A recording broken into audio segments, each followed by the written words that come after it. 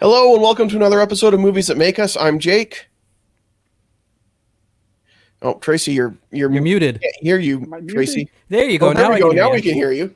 Yeah. Hey, And with us we have Craig from Matinee Heroes. Craig, welcome to the show. Hey guys, good to see you guys. It's been the what, man, a week? the myth, the legend. It's Yeah, been a week, it- maybe 2 weeks.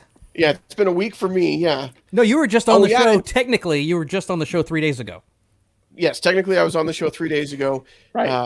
And I don't want to ruin the magic for people and let them know that it was recorded beforehand. That's all right. It's no big deal. And look, even while we're doing this, I'm typing to send out people so they can see I'm live on Movies That Make Us, so the 4 people can watch more. That's great. We love it. That'll double our Tripled audience our for sure. audience. So I also really appreciate that you've got the Matinee Heroes cast off in the background, like Oh, yeah. promoting your show. Well, it depends on what I'm doing. I can change that up. And so when I do FanX, that's because I've done some things for FanX, I put up the FanX logo up there. And if they allow me, I put my Matinee Heroes up there. I'm doing some officially sanctioned things from Comic Palooza in Houston. So I'll put the Comic cool. Palooza banner up there, unless they want me to put my Matinee Heroes. And of course, the main reason I'm here is to promote specifically not Matinee Heroes, but Matinee Heroes Presents Cast Off, which is the video show that kicks off tomorrow with game 1 of the playoffs. It's an 8-game tournament that we're going to start off with the #1 movie in America, Jurassic Park. Which is Number one incredible that it's the again. #1 movie in America. Well, you know what it's- number 2 it's- is? No. What's number 2? Tell Steven us. Spielberg's Jaws. Ah, He's got number It's 1 been and a number good- 2. It's been a good week for Steven Spielberg, which is nice. Someone in 2020 deserves a good He, week. So he we'll needs give a it to break. That kid, little Stevie Spielberg, needs a break in life. him. he's Good been old working Stevie. hard lately. Yeah. So talking about Matinee Heroes Presents Cast Off, here at Movies That Make Us, we technically count ourselves as undefeated on the show, mainly because Tracy tied, and Yeah. obviously the pick could have been better. Last Starfighter, He's been on twice. he's been on twice, and he Wow. won the second time. Wow. it Val got won on the shady very in here. first episode, and then I think by popular demand, I've won with Harrison Ford over Ewan McGregor as Captain Kirk. I'm not sure where that goes, but Well, yeah. being Well, I'm the mean, official clearly it record was the right holder. choice. um, Yes. No, I'm sorry. You're gonna have to live with that one. There is nobody who loves Harrison Ford more than I do. His autograph is right over there. No, it's right there behind him. If you see hold on. So we've gone from shameless shilling to now autograph showing there. off Very and name cool. dropping. Mhm. It's right behind Indiana Jones. Nobody loves Harrison Ford more than me. Nobody. Right. I don't. I Right. mean, I don't think Calista Flockhart loves Harrison Ford as much as I do. And Weird, but okay, we'll go hey, for it. Yeah. I'm not, you know what? Don't kink shame me. And the fact that I had to pick against Harrison Ford hurt me on a personal level, but it was purely professional. I just didn't feel of the two that he would make a good Captain Kirk. Now, did I make he a good captain of a ship, of a pirate ship, or would he make a good Jack Sparrow? Probably not. But he's more of a Jack Sparrow than a James T. Kirk. So what you're telling me is, as a human being, you're decent, but as a Yes. professional, you're not very good at your job. No. Jake What is I'm- just throwing all What sorts I'm of shade what tonight. I'm saying is that you probably won't ever come back on the show. And No, not at this rate, I'm sure. and That bridge, your- I think I've burned successfully. and your title for the unfortunately. nicest person we've ever had on the podcast is in jeopardy. Yeah, I'll roll it. I'll rein it in a little bit there. I have said that every time you've been on the show. You are the nicest guy that we've ever had on the podcast. And Alan is a pretty nice guy. He's one of the nicest Alan film is incredibly reviewers. nice. Yes. Well, he you get to know him a little bit, but Yeah, okay. but as a guest, you are. I mean, Tracy, have I ever said you're the nicest person to ever come on this podcast? No, because that would be a lie. Jake, you formerly had that. Yes. Now I'm gonna have to go find a new one. No, I appreciate You're it, saying Craig, I've and, got a chance. and we appreciate. Oh no, not you, having Tracy. us I'm just on. saying Jake doesn't. No, we appreciate you having us on the show as often as you have, and also on Cast Off. It was a lot of fun. All joking Oh. aside, like we all had a great time. Tracy and Val are both in the playoffs that are starting, I believe, tomorrow. Yep, they start And- tomorrow. It's going to be at I guess it's going to be 7:00 Mountain if you're a Utah viewer. So it's 6 p.m. Pacific, 7 Mountain, 8 Central, and 9 Eastern. So yeah, it'll start tomorrow. Well done. And it'll be I'm the only person I know because I lived in Texas still have family and friends in Utah, and I live in California, and I'm you gotta from keep the it all East straight. Coast. Yeah, I got them all. got all four? I have to. I've lived in all four in 1 year. Wow. So That's impressive. So, yeah. so that's a lot to keep track of all those time zones. I do want to, since we're kind of mentioning Val a little bit, she's commented on here. You probably noticed that she's not here with us tonight. Unfortunately, she couldn't make it, but she wanted to say hi. We love you, Val. We miss you. We're sorry you're not here to talk about Jurassic Park with us. I'm concerned. It says I'm sitting in a really dark room. Does she need help? She's okay. She's not feeling well physically today. No. Liam Neeson Dark got room hold is of her. helping with that. So Because I just had a friend of mine in Phoenix get the COVID.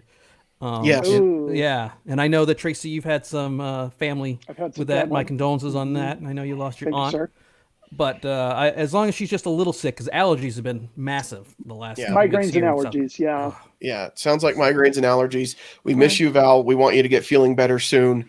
And it pains me to talk about anything Steven Spielberg without Val here, Well, because he is her favorite. this is not the first time a woman has used the excuse of headaches to avoid me.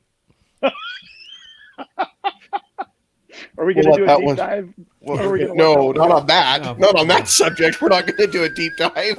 Well, I've been married for almost 20 years, so it's really right now it's only been most likely one, and to go Right. farther back is just blurry. It's too much. Val's not on the show, but she's still going to comment. So it's like she's on the show, but she's watching her fourth run of Hamilton today, Okay. which I loved it. Craig, did you not enjoy Hamilton? So I have seen Hamilton live. We Okay. saw it in San Francisco, and what I can say is, as someone who is not a theater goer, Right. but does love acting and the theater itself, it is a very difficult play to do.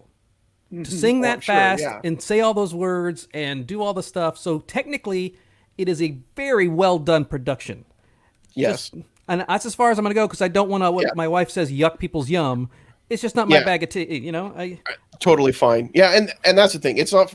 There's nothing out there that's for everybody, and Right, so right. it's okay that people don't enjoy it. I liked it quite a bit, and it was a lot of fun. Val, It's keep a- the comments it's a drama coming throughout school, the show. yeah. By the way, Val, keep them coming. We'll keep posting them on there. It'll be like you're on the show without you being here, because we miss you, of course. Yeah, no, it's a drama club wet dream. It's really what. So I can see why people like it. Sure. And again, I can see that it's definitely difficult to perform. And there's a couple, maybe 2 or 3 songs that I really like. But other than that, it's just it's a little not your long, thing. and yeah. it kind of plays Hamilton's. I know a little bit about history. Hamilton's not that nice. I know they don't play him nice, but he's actually not as nice as he gets played. So Sure. Right. Yeah. that's it. I don't want. Again, I don't want to yuck people's yum. Yeah. I enjoyed it. It's definitely worth, I think, checking out once. If you're never going to be able to go see it live, this is a great time to pay $7 a month and go see it. So But I will say, if nobody likes this movie, they can go to hell. I will fight them Jurassic and Park. cut them, because this, yeah. Jurassic Park is one of the greatest movies I think ever made. It's one of my favorite movies. I'm so excited to be talking about it. You mentioned Cast Off tomorrow, 7 p.m. Mountain Time, 6 p.m. Pacific. Matinee Heroes presents Cast Off, and you will be doing Jurassic Park. Is that correct? That's right, and I picked it specifically for you guys. awesome. Because Thanks, when you Craig. asked me for coming on, I'm like, well, it was in my list. So what I've already done, so I'll let you guys know, I have already picked all 4 movies for the month. I have already, in my mind, recast all 4 movies of the month, and I have it written down, because if you don't know how the concept is, we take Jurassic Park, and there'll be 7 actors that we take from the movie. Usually we like an odd number, because that way it's a little more difficult to get a tie, even though it has happened. Tracy, and that's because of the special thing, and we'll talk about that. But each person is put. It's not who has the best cast. It's actor by actor by actor by actor, and so whoever picks the best one gets a point. And this time I'm using 2 other judges. So normally it's just me, but I brought in 2 other judges, and basically what I did was I sent them blind the picks, and I said, who do you like? Just tell me who you like. And whoever got 2 points gets the, so it's not just me. I know that's a big stickler awesome. for you, Jake. It is, yeah. I like to call that the Jake Beach rule, actually. Yeah, it's like the Brady rule, but it's not. Yeah, He thought he had this all figured out by going with Harrison Ford. He's like, you know what? I got this in the bag. well, someone thought the same thing with Charlize Theron and didn't get that point either. So, Yeah. again, I really do honestly try to be Yeah. as fair and as, because usually it's gut instinct. I just look at it, go, boom, that guy, boom, that guy. Yep. Yeah. Sometimes there's a little bit of a wishy-washy, but then so that happens, and then there's 8 people, and just like the Elite 8, as we all know because we've seen the NCAA there in Salt Lake, it gets down to 1 on my birthday, which happens to be Valerie's birthday, August 23rd, is going to be like the Super Bowl. So you can still go to, I hate to say it out loud, but it's Challenge. It's challenge, but with an O. Challenge.com/Matinee Heroes, and you can pick your bracket and guess who you think is going to win up until 5 o'clock tomorrow. So I've gone in, I've picked my bracket. I'll be honest. I did it. I've got 2 of my best friends in the competition, in Tracy So and Val. Patrick and Val. No. Yeah, Patrick. Yeah, that's it. Patrick's a nice guy, but come on, Tracy. Well, it That's just seems, right. you know what? It seems, now if I had really had some time and really thought this through, I would have divided it up because there's a lot of people from Texas and there's a lot of people from Utah, and I would have had like a Texas division and a Utah division. But because we did it randomly on air, it just happened to be that Valerie and Tracy can only meet in the finals. Yes, True. and that's what I've got. That is my pick for the finals. That's is your Val and final? Tracy. Yeah. Wow. I won't tell you who I picked to win because number 1, I can't remember, and number 2, I just think that it would be rude to do that on air. Yeah. We all know who it was. Well, for some reason, I don't. everybody's especially scared of Valerie, and I don't understand. I mean, Valerie's great. I love Valerie. She's been on the show a couple times. In fact, I begged her to come on more often than she could, but she's so busy up until Corona happened. Right. But everyone seems scared of her, and I don't know necessarily why. She had good picks, but it wasn't like she beat the crap out of the competition that she was in. I We don't built her know. up. I mean, Val's very smart, and she's going to be very thoughtful about who she picks. Obviously, I mean, she's one of the most thoughtful people I know as far as that kind of stuff goes. But I also will say this: I don't know that there's anybody in a competition like that has more confidence than Val does in her own abilities, and that's not at all in a negative, like egotistical way, but just she is sure of herself, and I think that can be intimidating if you're second guessing yourself against Val. Don't let it show, man. Here's the thing: the people she's going up against have never even met her or maybe even seen her, so they have no idea who she is. Well, they're not from Utah. A lot of people from if I mean, really, like they're still intimidated or scared. I mean, that's no. It just seems that way. It just seems like all the Utah people have told the other people that Val is the one to beat, and not that that's wrong. Val's great. I love Val, and she really is. There's probably the person to beat, in my opinion, as well. But I'm hyping her up so I can sneak under the radar. yeah, smart, Tracy. Smart. And that's why I'm just waiting in the wings to sub in if I need to, guys. Just let me know. Well, and this is why I took public voting out of the system, because I didn't want it to be who's got the most Twitter followers. I wanted it to be an actual meritocracy. Who does the best job, and not again, because every time I'm in something, people always say, "Oh, you did a great job," but 7 people know who you are. And it's like, well, that's no good. I'd rather it be a meritocracy. So it's been fun. It's been very interesting. The first 4 or 5 episodes were wonky. Every time I'd get finished, I'd go out into the living room and my wife would watch it on her phone. I'd go, "What went wrong?" And she'd be like, "Well, there was an echo today, or the video was choppy, and we're working on it." But it's a nice little exercise. It's definitely a quarantine exercise that I probably wouldn't have done if everything was normal. Well, yeah, it's amazing how some of that stuff has happened. I mean, we talked for a long time about doing some kind of video stuff with our podcast, and then quarantine happened, and for whatever reason, not being together, we thought, well, we can do video. That's fine. Somehow that made it easier. But through things like StreamYard that we use, it has made it a lot easier, and it has opened up some opportunities like that. So Tracy's hold on. One last thing, and I'm going to do a plug, because Tracy's going to be on the show at the end of this month sometime. We're doing what we call No Lie, which is Christopher Nolan July, which you kicked off for us, Jake. But we're using Zoom for the first time because there's going to be a guest. James Owen's coming on. Yes. Tracy recruited him. Actually, I think you demanded it. I did. I said, James, we need to do this. Yeah. Yeah. So I didn't even ask Craig first. I just invited no, James. he didn't. And I'm like, oh, I don't know how to do 4. I can do 3, but 4 for an audio podcast. We'll see how it turns out. Yeah. It's going to be fun. If you're still using the same program that you've used before, Craig, it should work fine. No, I'm just using Zoom. I'm not doing Just I'm not doing the flashy stuff. This is not a video production. I'm just using it to record the audio. So what I use to do the actual video show is more broadcast production. I mean, I have fade-ins and I've got PowerPoints and stuff. It's fancy. I try to make things as difficult as possible. So perfect. But go ahead. Let's kick off this great, fantastic movie. Jurassic Park. Like, it is just a phenomenal film, start to finish. It is one that I remember probably. You've described for us, Tracy, when you went to Star Wars and what that experience was like for you. That is probably my Jurassic Park. I was probably a little bit older than you were when you went and saw Star Wars. but I mean, I was, this came out in 93, so I was like a preteen.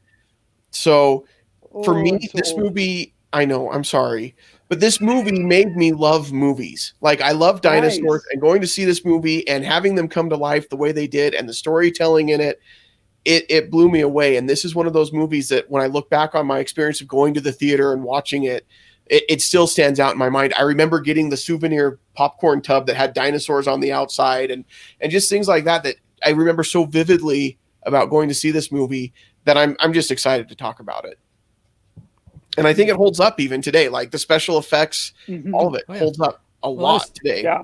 Well, I was telling you, Jake, that I guess it's 2013 on the 20th anniversary, they re-released in 3D.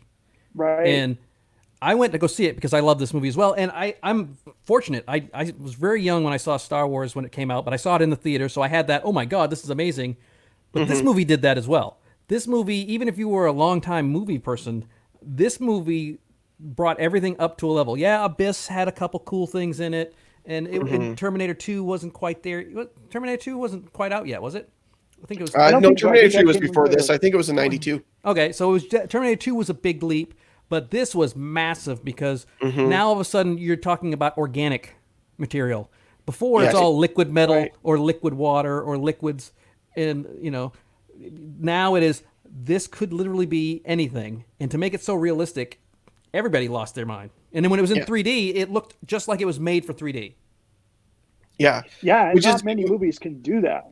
Yeah, exactly. I mean, other than Avatar in 3D, I don't know if there's any movie that I've seen in 3D where I'm like, oh yeah, that was worth the extra for the 3D. Like, when they still had a lot of 3D movies, I stopped even going because I was like, I'm gonna shame you because in the Prestige podcast we did, Alan brought up the perfect 3D movie. That's Hugo, and Hugo's one of those movies because you have someone as thoughtful as Scorsese, who is going to actually make it for 3D versus make it and then let the post-production people figure out how to do the 3D. He that was a really good one, but it's very few and far between.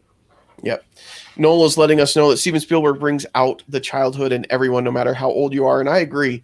And I think especially with a movie like Jurassic Park, one example of that is when you're watching and they're on the island and Alan Grant is like Ellie, she's looking at like the plant and she's looking at the leaf and she's like, this has been extinct for who knows how long. And then meantime, there's the dinosaurs out there and he is just standing up and is in awe and like turns her head. And then they're both, and just in that moment, like that is how all of us felt in the theater, is that same sense of awe and just amazement at what we were seeing, because it was like dinosaurs were walking the earth, even though they probably didn't look anything like that. It doesn't matter. It still felt like dinosaurs were walking the earth again. It was awesome. It still gives you chills. It's that's one of those things where, because you've got such great music. I mean, yes. Oh yeah. That's one of his underrated, because I don't think people put Jurassic Park up with Raiders of the Lost Ark fanfare or the Star Wars fanfare, but Jurassic Park is amazing. And then you've got these visuals where there's only 15 minutes of dinosaurs in this entire movie. That's it. Yeah. That's it. And that includes, and only 6 of it is computer. So there's only 6 minutes of computer, but what they did is they used it where it mattered, and you can thank Jaws for that. Yes, exactly. Steven knows how to put things in. So what they want to do is make a great movie, and if the animatronics didn't work or the CGI looks like garbage, they can still put out a good movie. Yep, now they can put out an amazing, great movie. Yeah. Yeah. And so we can thank Bruce for that in Jaws, who Well, never worked. And so they had to figure out a way to build the suspense without having the shark in the scene all the time. Well, the other thing that they did that was so smart is they did that same approach when it came to the marketing. They showed very little of the dinosaurs. If you go back and look at some of the trailers and some of the TV spots that they released, you didn't see much of the dinosaurs. They saved that for the visual impact of being up on the big screen. So it's very similar to Jaws in that regard. Well, they had 2 years to figure it out because they were marketing this movie Oh, Yeah. well before, because they had to market the park in the movie. So Right. all that Yes. stuff that's in the movie is purposely made so they can sell it later. So they Yes. really were working they had- overtime. I think I remember reading that they had over 1,000 products with 100 different companies that they partnered with. Yep, I remember them all. I mean, gosh. Yeah. Well, and what was great being a kid is how much of that was marketed toward kids, which was funny because when you go see the movie, it's not like a kid's movie at all. Right. I mean, it's not like overly, like I would take my It's teenage for kid to it, no teenagers. problem. Yeah. It's a But, like- 12-year-old boy movie. This movie is built for Right. 12-year-old boys, and that's why this is great, because it's scary but not too scary. It's got a lot of action in it, but there's enough character in there as well. It never lags. It's constantly moving. Even the downtime is important. It's like, was it 2 hours and 4 minutes? And it feels a lot less than that because it's very streamlined.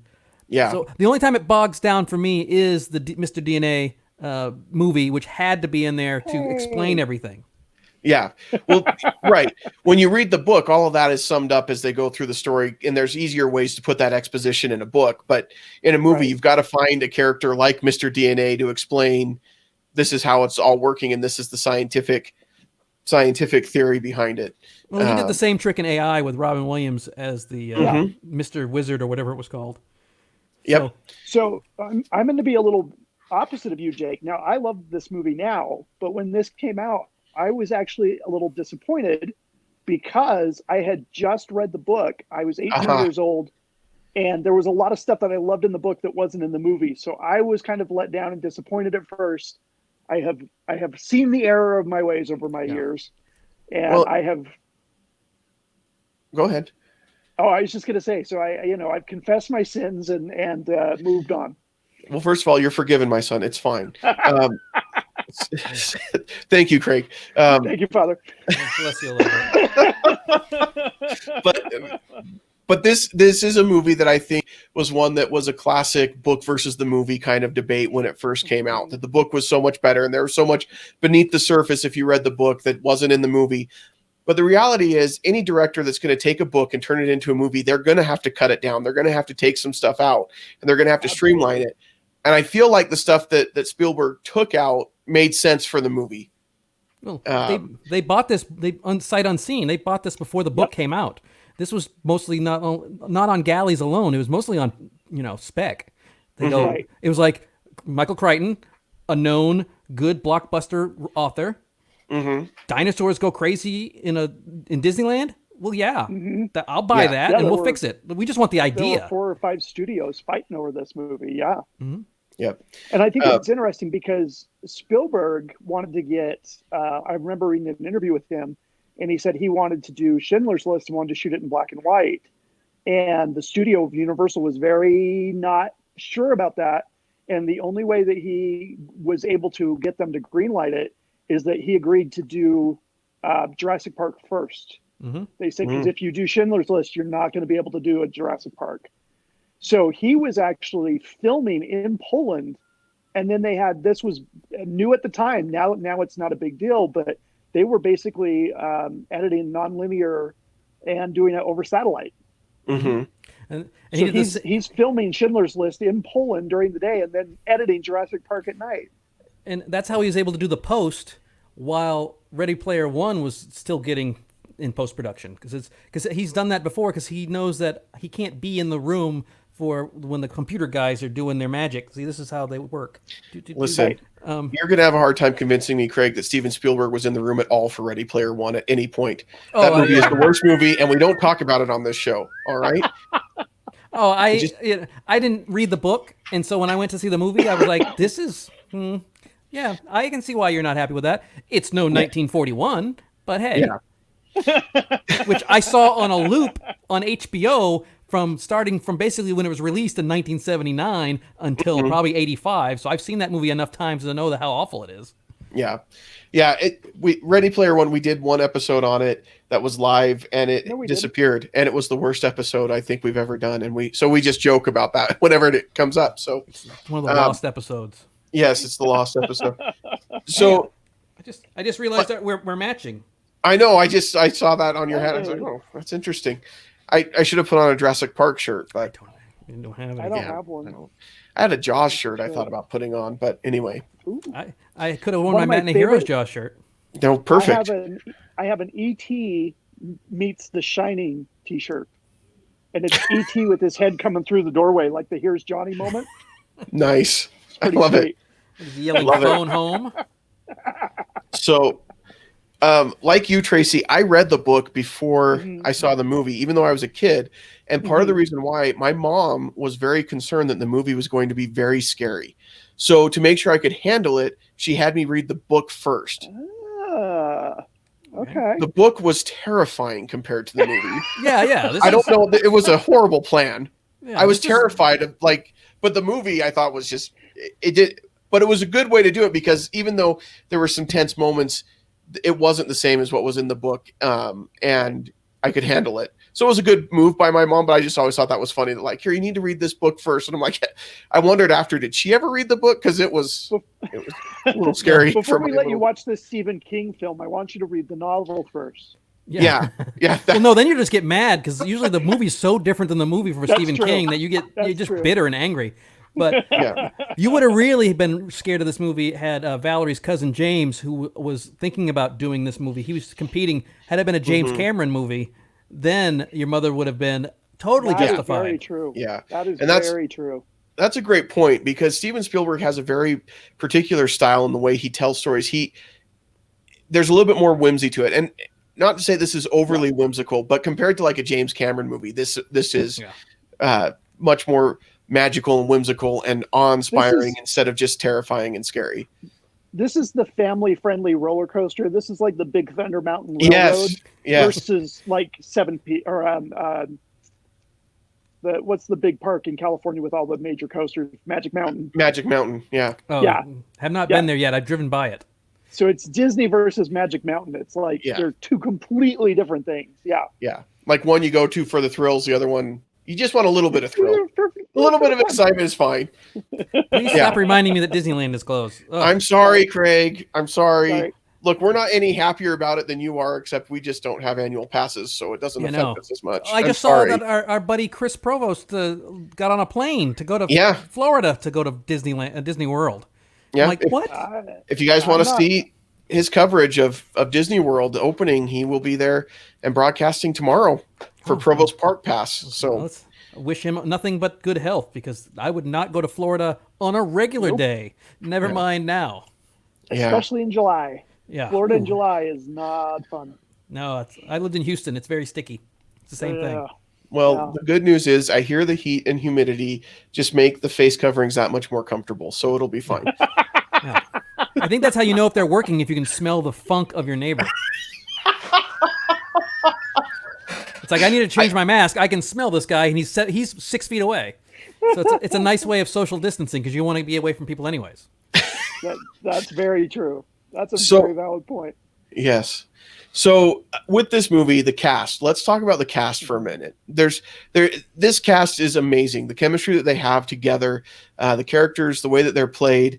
I mean, they're very different from the characters in the book. I think Alan Grant in the movie is very different than Alan Grant in the book. I think they even describe him as a Harrison Ford-like looking character in the book, if I remember correctly. He was supposed to be like Harrison Ford. Yes. And Harrison Ford turned this down, but he admits he probably wouldn't have been good for it because he's not the touchy-feely nice guy that you need for this. Yeah. I mean, even though he's a little bit hesitant, especially where the kids are concerned, by the end, he's got that connection with them and it feels earned and it feels deserved and it works. And Sam Neill is great as Alan Grant. Yeah, well, he's not wrong. Kids do smell. They smell like old peanut butter. Craig, you don't have to tell me. I live with 6 of them. I can tell you what they smell like. It's incredible. For validation. Yeah, no, you're absolutely right. Any of them teenagers yet? Yeah, I have one boy who's a teenager, and good. boy, let me tell you, quarantine has not been kind on that one. Good Lord, you're gonna. I'm sorry. I love him. But, sure, you got to. What else can you wears a do? mask at all times, all day. Yeah. I'm like, why would you not wear a face covering? I'll send my son over. He'll get you wearing one. It'll be fine. I've been doing this for the last 3 years. What is going on with the rest of the country? This was the first movie that I remember Jeff Goldblum in. For me, like, because I was quite a bit younger. I didn't experience The Fly firsthand and things like that. Buckaroo Banzai. I do remember, as weird as it is, watching at some point we rented Earth Girls Are Easy. So I do remember that atrocity. Yes. But which is interesting because Jim Carrey was going to possibly be Ian Malcolm. So you had two Ian Malcolms in there at the same time. But I remember thinking Ian Malcolm was just so cool. Like Jeff Goldblum was so cool in this. I mean, he was just perfect for this role. His cadence, the way he talks, all of it just worked so well. And in this movie, probably a little bit better than The Lost World, but that's because this movie just worked better than The Lost World. No. But and then 2/3 into it, never says anything again. It's really weird. It's like he's involved, and then they get him into the bunker because he hurt his leg, and that's it. Yes, he never says another thing. But thank goodness for that bunker, because the memes and the GIFs that have come from shirtless or open shirt Ian Malcolm. Dude, I mean, it's what we need even right made now. a pop of him. Yes, Funko made a pop of him with his shirt open. It's not just the Funko Pop. They made a a dinosaur-sized sculpture of him in London. Yes, of him in his. Yes, I don't remember that. Yes, oh, you look it up. I remember that, Greg. I remember Graham Norton from BBC gave him the head or borrowed the head, and so they had this huge, massive Jeff Goldblum head in the studio with him because he was apparently it was right near the London Bridge or whatever that bridge is. I mean, when you look at a movie that was made in the 90s, obviously it was before social media, so nobody's thinking about what is this pose going to do all over the internet. But man, 20 years later to have that just everywhere in every possible way, it's just fantastic. Like you have to love that. My favorite's the breathing where you've got you've got because when he's on the dinosaur and he does it, and then they've got the GIF of him doing that on it. Yes, I love that. That's a good one. Nothing like talking about visuals on an audio podcast. The person who invented it says that it's GIF. It's graphic. I don't care. GIF. I feel like if he invented the word, he ought to be able to say how it's interface format. It's GIF. Right. Listen, GIF. I'm the science guy on this episode. I'm Mr. DNA. You're the science guy on this episode. Heaven help us all. You're the science guy on this episode, which is good. We don't normally have a science guy, so. Well, I'm not playing Ian Malcolm. I'm not taking off my shirt. No, please. No. I mean, I know you've done a great job with all the running and I'm not. Nope. I'm still a long way from that. Yeah. We're still a family-friendly show, so. Noel is letting me know, in case I didn't, that Jeff Goldblum has that cadence when he talks normal conversation with you as well, which he does, and that's very true. Which is one of the reasons I love The World According to Jeff Goldblum on Disney Plus. Yeah, Jeff Goldblum rarely acts. It's Jeff Goldblum. It's like Christopher Walken. That's right. You hire Christopher Walken because you want Christopher Walken. Now they all can act, but yes. Nowadays they don't have to because they go, we just want you to be you because your affectations are amazing. It's like Sam Jackson's that way too. Yes, and he didn't say one MF in this whole movie. That's true. That's true. But he does have one of the most memorable lines in the whole movie. One that Val wanted to make sure that we mention on the show. One that I can tell you, there are two lines that I use in my car regularly with my kids. One is when we're backing out of the driveway, and I always say, roads where we're going, we don't need roads. And my kids think I'm weird every time I do it, and I don't care. But the second one is anytime we're going around a big corner or something like that, I say, hold on to your butts. I love it. I say that all the time. And it is a classic. It has always stuck with me from that movie, from when he says that. And it how did the kids react? Oh, they love it. He's 10 now. My 10-year-old boy, whenever I say that, he just laughs uncontrollably. I just have to say but. I mean, to be fair, just throwing the word but out there is all I need to do with him. So, well, let's not forget the big, huge dad joke in the middle when Sam grabs a hold of the and pretends. I mean, that's a huge dad joke in the middle of this movie. And I was watching it last night. I'm like, oh, I forgot that he does that. And that's the evolution of his character. Alan Grant is starting to become that goofy dad that if he was a father, that's what he'd be. He'd be the really goofy dad who scares kids with claws up against their throats. Yes. Well, and those moments are so key because the movie is building up that intensity throughout the whole movie. As you're building up to them putting the power back on, you're building up to, getting attacked by raptors and Tyrannosaurus Rex, all of that. And it's building. But then you've got these light moments in the middle like that, where he grabs the fence and pretends that he's electrocuted and freaks the kids out. And then they're all laughing about it. Like, this movie needs those moments. They're not heavy-handed, but they work perfectly when they're there. And that, I think, is a great example. Those are moments that James Cameron probably wouldn't have put in there. No, he would have had Alan Grant fry at that point. No, he would have got the little boy to fry. Yeah, that's true. Because the fence would have done more than just throw him back from the fence. He would have been gone. But that's because Steven Spielberg's a dad, and he that's the thing about Steven Spielberg is he puts humanity in his movies, and that is something that a goofy scientist guy might just do just once. I mean, I don't think he'd be walking around like Fozzie Bear, waka waka, but every once in a while, you do a joke, whatever you can. Like even him humoring the kid who's telling the awful knock-knock jokes about dinosaurs. So he was just tolerating it, but that's him showing little pieces of humanity that makes you at the very end realize that Alan Grant, if he does have kids with Laura Dern, they're going to be fine. Yeah.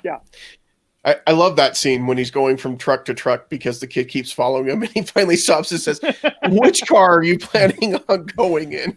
Because I'm going in the other one. So, Alan Grant has some great moments in this. I love the fence scene. I love the car to car scene.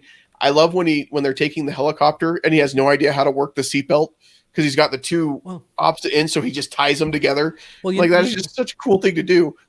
Oh, well, that is, from what I understand, that was on purpose to show that we've got two females that don't work, and that yet it still does what a seatbelt does, and life finds a way. So it was very telling. It's one of these little things, which maybe Spielberg thought of it, maybe he didn't. A lot of times, happy coincidences happen. We attribute stuff later. Yeah, because I've done that where I've written something down and someone said, "Oh, this sounds like this," and I'm like, "Oh, yeah, okay, sure, that sounds good. Why would I say no to that?" That's exactly what I meant. Yep, I totally planned on that. Open interpretation.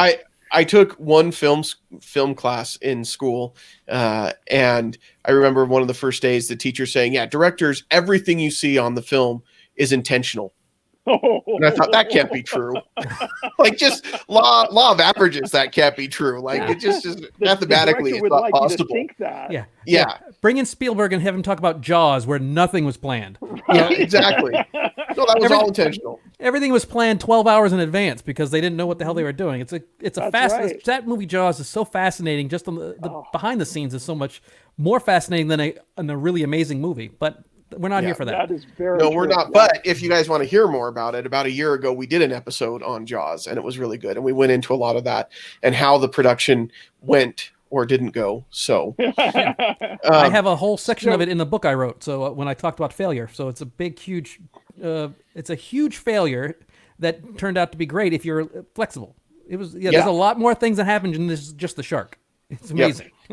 Well, and Craig, you touched upon this a little bit, and I'd like to touch on it a little more. I'm getting my money from Lucasfilm. I love the fact. I'm just trying to get my sponsorship from Lucasfilm. Oh, okay. There we go. No, that's just going to get us shut down, Craig. Stop it. But I think one of the things that was so smart with this film is so much of this is animatronic, and it is stuff that you can see on screen. You can have the actors. It's tangible. Yeah. Yep. And I think that added to the realism for us when we watched it on the screen. I think that's why everybody was crazy about The Mandalorian, is because, well, yes, inside the volume, it's all fake, but everything that they touch is real. I mean, half the ship is there. So the more you can interact with it, the more people can look at it and touch it as actors, the better performances they can give. And quite frankly, it looks better. There's still that uncanny valley situation for a lot of things that these dinosaurs still look good. Yes. I think the worst special effect in it is when the girl falls through the hole Yes. in the ceiling, and that's just bad matting. That's all. And then her face was digitized, so that was the first time they used someone else's face because it was like a middle-aged woman pretending to be the girl. But that's not bad. I mean, if you look at it, you barely notice it. But it's kind of like Jake's got right now. You can see that he's not in Jurassic Park. Yes. And that was the only moment in the movie where I was like, oh, that special effect didn't land. But anytime you saw the dinosaurs, especially the first one where you saw the heat, you could still see the heat through so they had to put filter on top of filter on top of filter to make it match, and it looked amazing. Yeah. And it's interesting when you talk about the special effects, because I remember when this came out and talking about it as I grew up and whatever, and people talking about, oh yeah, the CGI in that is what made it amazing. And that's what everybody was expecting, is that the CGI was so incredible and going to make dinosaurs look so real.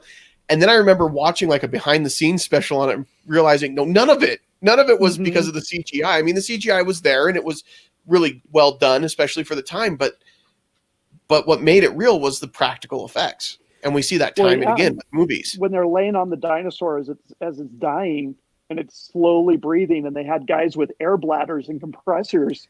There's 8 guys under there. Inflating that thing. Yeah. There's 8 guys hidden under there doing that. But if you saw feet, CGI.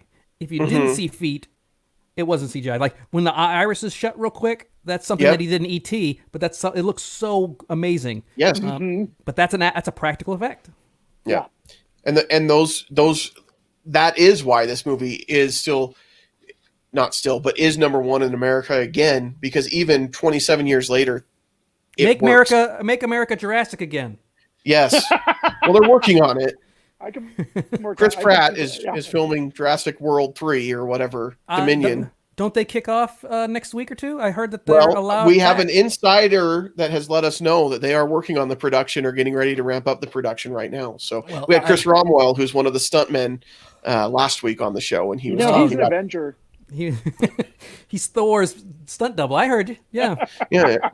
So he's quarantining in Britain right now, getting ready for the shoot to start. Yep. I think I saw an actual release that they're starting. I think that was one of the few that got. Week, Yeah, this one, the new Batman film got permission as well. There's all sorts of waiting for that one. Yeah, there's all sorts of things that they have to do. I'm excited about the new Batman. Shut your damn mouth, Jake. That's Batman. Listen, it's Matt Reeves. That's why I want it. 100%. We'll see. Batman is the one character that DC hasn't managed to totally destroy on the screen yet. So we'll see how they do. Wonder Woman has done well too. Okay, fine. One of the few. What was the one you just said? Did you say Aquaman? Yeah, Aquaman. They did all right with. They didn't destroy him. I didn't like Aquaman. Well, yeah, but have you seen the real Aquaman in the comics? I mean, Jason Momoa was a huge step up. Huge step up. I mean, it doesn't matter what the main actor looks like if the rest of it, everything around it looks like you got octopuses batting drums. Playing drums. It was great. Okay. All right. We're watching Little Mermaid or Aquaman. Anyway. Under the Jurassic Sea. Park, this is, okay, it's a great movie. I love even the side characters. We talked about Samuel L. Jackson, Dennis Nedry. I'm so grateful for him, because he is someone that I could actually cosplay at a comic convention, because he's from a big name movie that everybody knows. I happen to look like him. It'll be fine. My hair's not curly enough, but it'll be fine. Look, Jake can cosplay as Nedry. See, nobody cares. Nobody cares. Go as Newman now. So because all you need to put as a post office shirt in your Newman.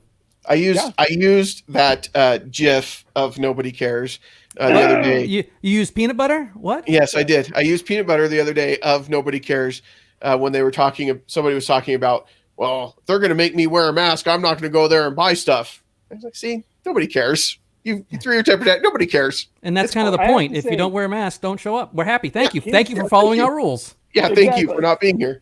So his dinosaur attack is the one that's probably the most memorable for me. I agree. Yeah. I think that would be such a horrible way to go.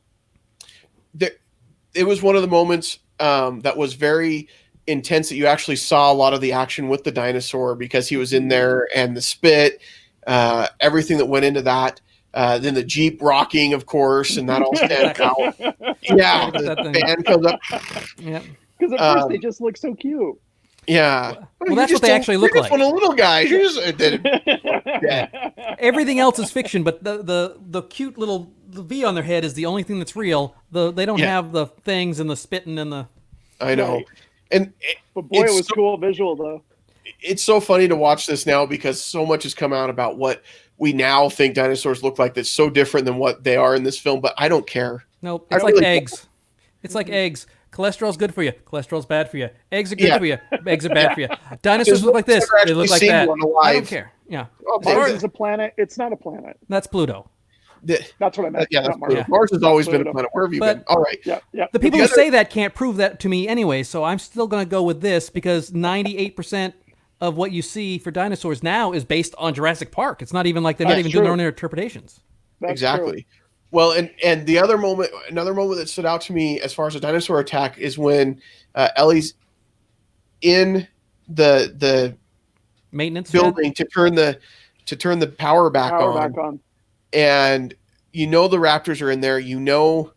That Samuel L. Jackson's character went in there and got eaten by the raptors, but you didn't really see anything. But then when his arm comes down on her, and it's just the arm, and she's like, "Oh, thank goodness!" And then that freaked me out, man. The first time I saw it, that was a scary visual, and that still stands out in my mind quite a bit. That whole scene, and then when the kids are getting away from the raptors and they're climbing up in the ceiling, I remember being in the theater for that.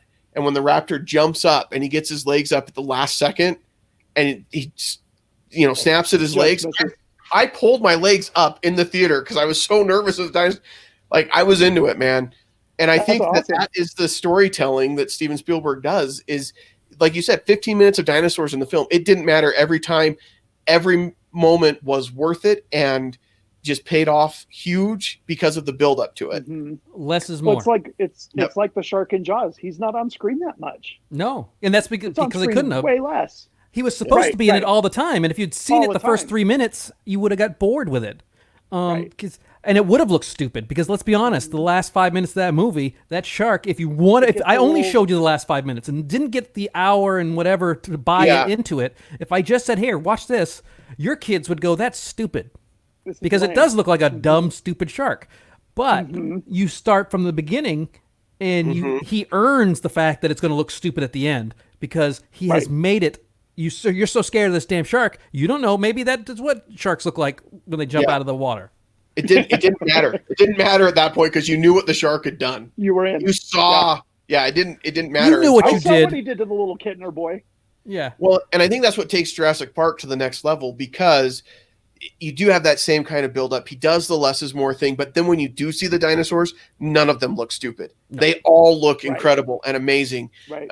And so it's like the best of both worlds with this because you have amazing looking creatures, but still get that build up. And you really do have to be grateful for what he went through on Jaws because otherwise it could have just been like, yeah, we've got all the money. Let's put as many dinosaurs in this film as we want. And it wouldn't have been as strong a story. It would have been Carnosaur. Yes. Yeah. Mm-hmm. Yes. Well, and I gotta mention because we have our screen background here. That scene with the T-Rex attacking the Jeeps during the rainstorm is such a great.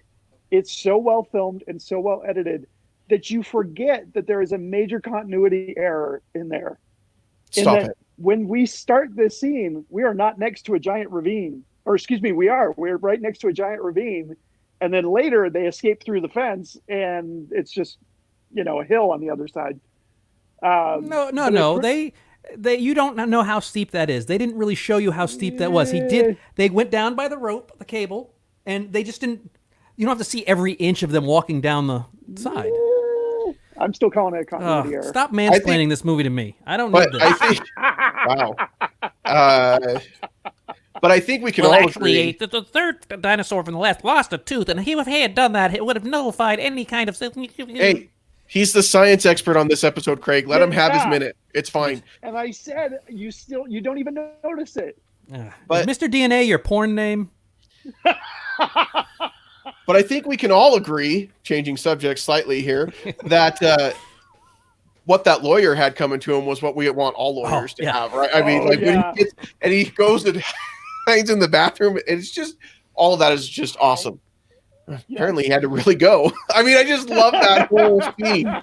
But that's so wrong, though. That I mean, running out on kids. I mean, I know you're going to die, but there's something you've got to. There's certain instances in your life, and I would hope that I would do that. Not run out, but stay with the kids. I mean, I it just seems so weird because it's one of those things where even a crushed-legged Ian Malcolm was holding back Laura Dern as the T-Rex is chomping. Not that would have helped, but it's just a matter of he was doing what he could. He was doing something. He knew he wasn't going to be able to stop it. No humanity. Yeah, that's exactly right. And he got a blood-sucking lawyer. Yeah. And I mean, there's just so many, that whole sequence too, when the T-Rex is chasing him and they're in the Jeep, he's like, faster, must go faster. And you got the mirror. Like, what a great way to use a prop where it says images or objects may be closer than they appear or whatever, or larger than they appear, whatever that says on the mirror. We all know that. We've all seen it. And so to have it be part of an iconic moment like that in a movie, and then, I mean, obviously it's been redone. Pixar's done it in their movies. Like, I just love it. That water was the hardest thing to do. Yes. That's what I was going to say. Go ahead, take it. That water scene is just money. The way that's edited with the sound, but it was brilliant. Do you know how they did it? Because that was the most difficult special effect. They said that was the most difficult special effect in the entire movie because they couldn't get it right. Because you're dealing with a massive car and a little glass of water. Do you know how much you have to shake that car? So what they did is they found out that a guitar string was the only one that would make it quiver like that. So they actually put guitar strings under the dashboard, and a guy would strike it, and it would do that. Interesting. Oh, that's cool. I didn't know that. That's so funny because you watch it, and it's such a short moment, and you think it's just such a simple thing. You wouldn't think about that being a difficult special effect for them to pull off because it is so quick, and you think, well, that's so simple. But obviously to recreate it, it wouldn't be. So that's fascinating to hear about that. Because you think about it, you have to, if it's in a car, you have to make the whole mass of the car shake. And I guess they couldn't figure it out for the longest time, and then someone just did that, and it's like, we got to figure out how to make the water shake in the first place, and then we can go exponentially. Like, I know that they put large rubber, well, I don't even know it's rubber, but like almost like drum skins under the footprints, and so then they could make that footprint quake. That way. So these little, awesome. So yeah, I love this movie, and I'm a nerd like that. I don't normally get that deep into things, but Jurassic Park's been around for so long. Right. Well, I mean, it has, and I think but it's so well done. And again, it goes back to the practical effects, and it just works. Well, it actually goes to the story because the practical effects are great, but there's only 15 minutes of effects, and only about 7 or 8 of them are practical, and only 6 or so are CGI. So you have 2 hours of movie you have to invest in. So you have to like the story, you have to like the people. If Richard Attenborough was like the book, nobody would want to watch this movie. That's a good point. Because you want a happy, sweet, grandfatherly guy who's like, this is wonderful, this is great, you're going to love it here, and then have him learn the dangers of him being too arrogant versus having a jerk in there. Yeah. Right. Yeah, absolutely. And the story is so critical and so key because if we don't care about the people, we don't care about the characters, and all we're there for is the dinosaurs, and they don't give us any reason to care about the characters, then it's not, it doesn't endure, it doesn't last as long, and it becomes all about the special effects and everything else, and it doesn't hold up like it does. And that's why Laura Dern's character of Ellie is so important, is because she humanizes Alan Grant, who could easily be another jerk if you just let him go off and not realize, he actually cares about her. Because when she's talking about, God created monster, dinosaur made, and then she goes, well, and then women inherit the earth. Yes. Alan Grant's smiling at the end of that. Yeah. Versus Ian, who's kind of like, what the hell's going on with her? Yeah. He's like, you don't know how smart and how powerful she is. And they really connect, and that makes him a better person. Otherwise, he'd just be this arrogant jerk. The first time we see that relationship between the two of them is right after he scares the crap out of that kid at the dig with the Velociraptor claws.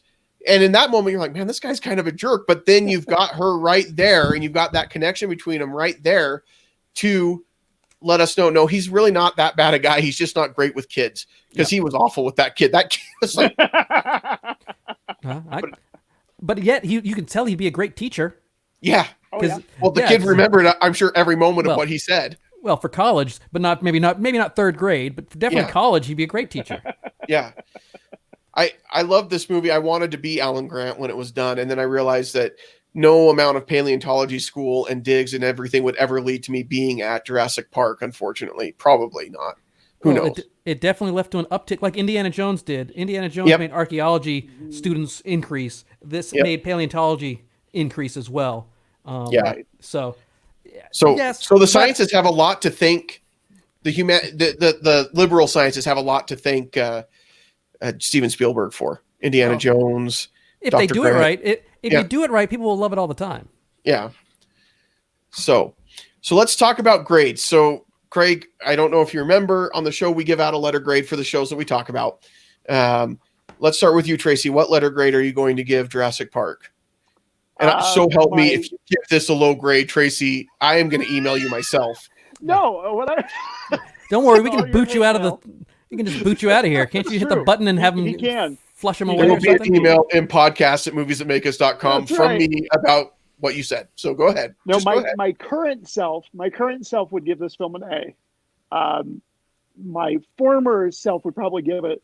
My 18-year-old self would give it like a B-, just because there was a lot of stuff in the book that I wanted that I didn't get. But like I said, I have come to appreciate this film. I don't think many of the sequels have held up real well. There's little bits and pieces, but this is the only one that works all the way through for me. Mm-hmm. 18-year-old Tracy was a schmuck. He was. I'm a completely different person. Good. We would get a lot more mail if he was on the show. He did have a lot more hair. Yeah, but hair obviously hair was taking up a lot of the brain space. That's what it was. Let that air out a little bit, and it's been a lot better. You pushed it out like a Play-Doh guy, and now you have to think. Yeah. What about you, Craig? This is A+. Because there is room for improvement, but not really. I mean, I just watched it. The only reason you would do it is maybe to touch it up a little bit. But here's another movie where cell phones wouldn't make a difference. Right. So it's timeless. Yep. Right. You get to actually see this, automated cars. So it's almost futuristic, and yet it's practical futuristic. The characters are all great. Even the hunter, who later on in the movie, in other movies, he's a bad guy, but in this, he's just a guy who's working. He's right. And so everybody in this who is good, and everyone who's bad is bad, and it all makes sense, and it's fun. It's constantly fun. It's well paced. It's well acted. Like, you get Sam Neill and you get Laura Dern. I've always said it doesn't matter about how good looking or buff they are, because you can always make a good actor buff. Right. You can always, I'm going to Kumail Nanjiani this. I'm just going to have him pay you a couple $1 million and we're going to have you work out. But if you can get an actor a real, honest to good actor like Sam Neill to come into your show and be the lead, everything's going to be better. Yeah. Unless they're completely uncoordinated. Yeah. Right. Which he's not. No. And after seeing him in The Wilder People, this might be his second toughest role that he's tough guy role that he's been in. Because Wilder People, he was really, really good. Anyway, I agree. Sam Neill's amazing. For me, this movie is an A+. Like I said, this is one of those movies I remember very vividly. This is why I love movies. This is why I love going to see movies. In fact, with it playing in theaters right now and some of the local theaters being open, my wife and I were talking about someone's taking the kids from us for a couple of days, and we are so excited, and we're thinking maybe we'll go see a movie just for a couple of days. It's the way you said it, they're taking the kids away from us. I thought child services was involved. Family. No, it's good.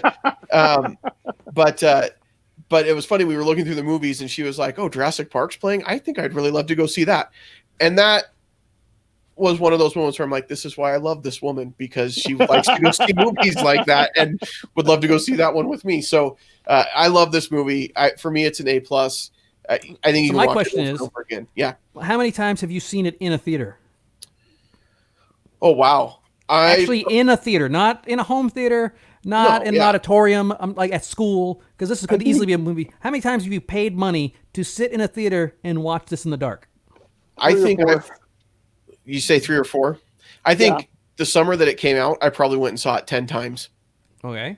I think that's because I mean, throughout the years, I've probably every time it's been re-released, I've gone to see it, and then of course, anytime there, well, like I said, I saw the 3D version twice. Yes, but because this is why you go to the movies. This is not why you make movies. It is, but I mean, it's why you go to the theater, which is why this movie would never have made it. It's like Avatar. Avatar does not work well at home. The difference is this does. This works well at home. Right. But to go see it in a massive theater, this wasn't filmed in IMAX, but imagine if it was. Oh my God, it would have been incredible. Yeah. Yeah. So how many times have you seen it in the theater, Craig? Huh? How many times have you seen it in the theater? Like I said, I've probably seen about 15, 20. Yeah. Because I did see it a bunch that summer that came out. Though I have to say, when it came out, I was 20, and the way they were marketing it, I felt it was for kids. I'm like, who's going to see this stupid dinosaur movie? I'm going to go see this stupid dinosaur movie. And then when I saw it, I'm like, holy crap. Yes, because I remember it was like we saw Jurassic Park one week, and then a couple weeks later, we saw Schindler's List. And it's like, wow, because they both came out the same year. Yeah, and two very, very different movies. Yeah. Oh, and it was definitely heavily marketed toward kids. I mean, I had binders, pencil bags, backpacks, shirts, toys, Happy Meal toys. Yeah, we saw the gift shop in the movie. Oh yeah, right. Yeah, I mean that's literally what it looked like. They didn't do anything special to anything else. That's literally what those were all stuff you could buy when the movie came out. So. Anyway, Jurassic Park, it is a great movie. Craig, we have enjoyed having you on the show once again. Always great to have you here. We need to check out your show, Matinee Heroes, and then Matinee Heroes presents Cast Off. The playoffs start tomorrow night. Every Tuesday. Yep. 6 p.m. Pacific. Let's see. Next week is Val. So this week is the first game one. Next week is Val, and she up against another Utah, Steve Kondrick. Okay. And then I believe the following week after that, it's Tracy. No, I'm last. Oh, you're last. Okay, so then it's who are you up against, Tracy? Shoot, it's the guy whose last name you have trouble pronouncing. Oh, Brian Huanawato. Yes. So yeah, and then so that means it's they're gonna kill me because I should have had it up in front of me. But basically, how it works is all of July is round one. First 2 weeks of August is round two. We take a break just like they would for the Super Bowl, and we have it on a big Sunday night extravaganza on August 23rd. So you have until tomorrow, 5 p.m. to fill out your brackets. But I hope everyone enjoys it. Like I said, it's kind of a goofy, fun thing that we will definitely be bringing live to Salt Lake at FanX. I've already been approved of it. The problem is we don't know when FanX approved. Well, didn't they just say they kind of canceled but didn't cancel yesterday? Yeah. It was one of the weirdest hedging of bets that I've ever seen. Yeah. But yes, it was very much like that they're waiting for the insurance money. They're going to wait until the state says they can't do it. Right. So most cons are doing that. They're waiting until the state says you can't have it, and that way it nullifies the contract so they don't have to penalize for it. I totally understand that.